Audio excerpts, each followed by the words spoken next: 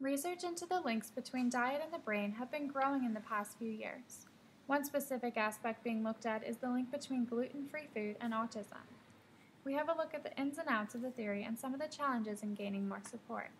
Paula Tasman is a pediatric dietitian specializing in supporting children with learning and behavior issues such as ADHD and autism disorder. She has seen a great rise in interest in the past few years. Absolutely. I mean, I am so busy, and I probably, it's scary that I have such a busy job because there's so many parents that are looking for support for their kids, and they know instinctively, I guess, as parents, they know that some foods make things worse for their children, and they'll come to me saying, look, I suspect these things are a problem. They've kind of done a lot of research. The parents are very savvy on the internet.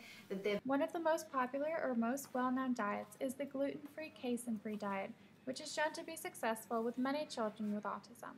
If parents do their own research, they do come across the gluten-free and the milk-free or the casein-free, and a lot of my clients do want to try that to see whether they're going to get some benefits.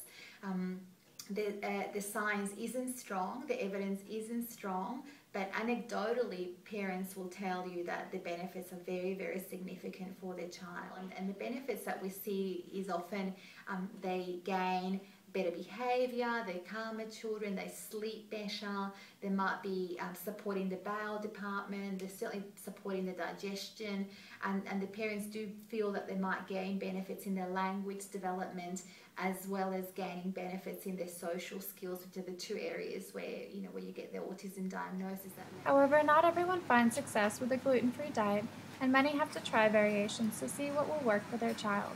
Grace Fava, the founder and president of the Autism Advisory and Support Service, talked about some of the challenges with treating autism with diet. I have found that because autism is not a one-size-fits-all approach, I mean, even with both of my boys, they're so different, same diagnosis, but they're so totally different, that you can't paint our kids all with the same brush. So it's not a one-size-fits-all approach. So the way I saw it was, let's give it a go.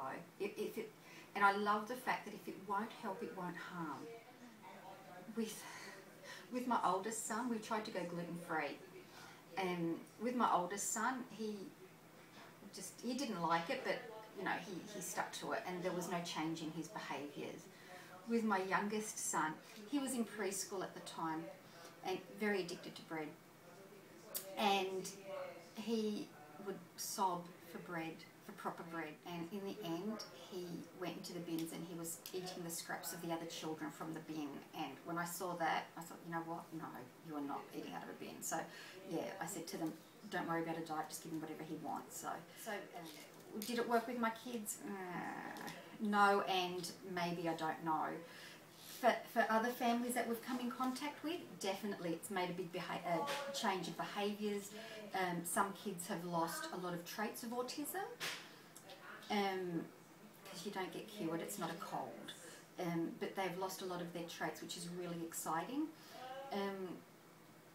For others, it's done nothing. So it really is a try and see thing. Another approach to help people with disorders like autism is biomedicine. Leslie Amverstis is the director of the Mind Foundation. She explained the basics behind the approach. And just to define biomedicine, because there's a lot of confusion around that. Biomedicine is really nutritional and environmental medicine. It's understanding how environment versus genes impacts on the body. I know of a lot of parents who've tried the biomedic approach. Again, the results differ from child to child. There are families who say my child has lost all of their traits. Again, I hate that word cure. Don't cure a neurological disorder. But then there are others who have seen little improvements. I've not heard of any family who have said that they have seen no change at all. But again, that change varies. The fundamental premise in biomedicine is cellular health and making sure the cells have all the nutrients to help the body function. According to Leslie, a biomedical clinician would think in simple terms, nutrients in and toxins out. And the other thing which biomedical doctors look at is diet. And it's not, the diet does really vary by individual, And that's based on a lot of issues such as, are the enzymes working? Are the enzymes working to break down proteins or carbs?